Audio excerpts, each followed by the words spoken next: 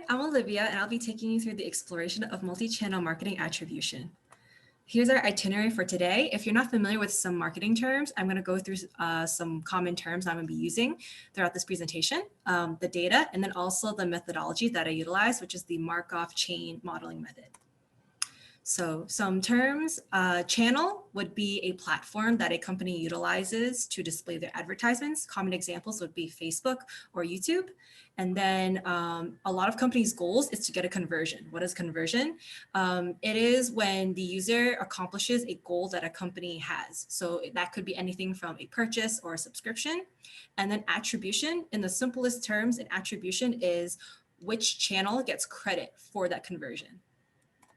So here is a scenario I'm going to walk you through.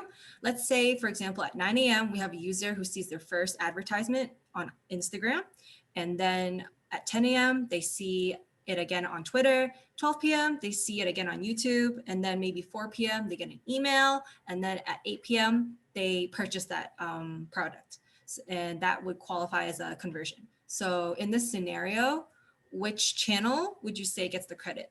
Would it be the first channel that we came across, which is Instagram, or would it be the last one since that was the last touch that the user had? This is a common problem that a lot of marketing companies come across where they're trying to have accurate attribution levels to all the channels that they utilize. So for my data, I came across an issue where it's not, multi-channel marketing data is not publicly available. And so a solution I had to utilize was to synthesize my own data. If you have any questions about how I did that, you can ask them at the end. So here's a bit of a sneak peek of my data. I had 6.8 million rows with over 9,000 users, and it had user information such as their age, which was bucketed into like Gen Alpha or Gen Z, which is Gen Alpha is like a teenager, while Gen Z is like maybe like mid 20s and under. Their gender, timestamps, clicks, and if there was a purchase or a conversion.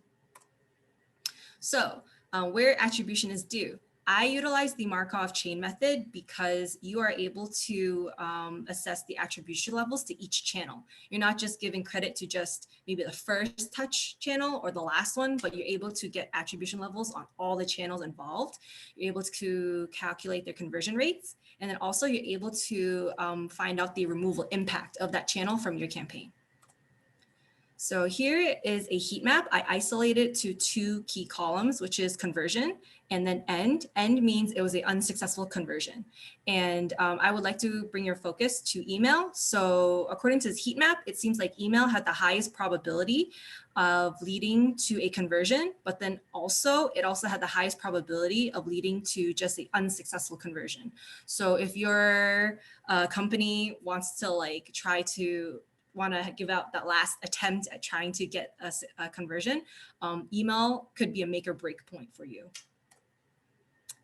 So to the left, we have our channel attribution levels. Email was the strongest channel, and then YouTube was the weakest. This follows how my data was simulated because for YouTube, I made the audience for YouTube to be primarily children or teenagers.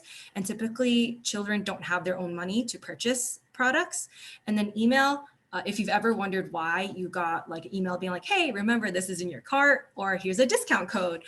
That's why they're trying to bring you in one last time to turn you into a conversion.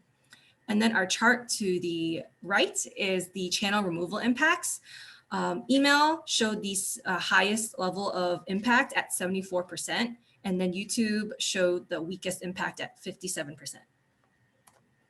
And then I also tried to explore some other methods of attribution, such as first and last touch, as I mentioned earlier, and then as well as first and last touch. So it's also very common for some companies to give attribution at a higher weight to the first and last touches on a user journey.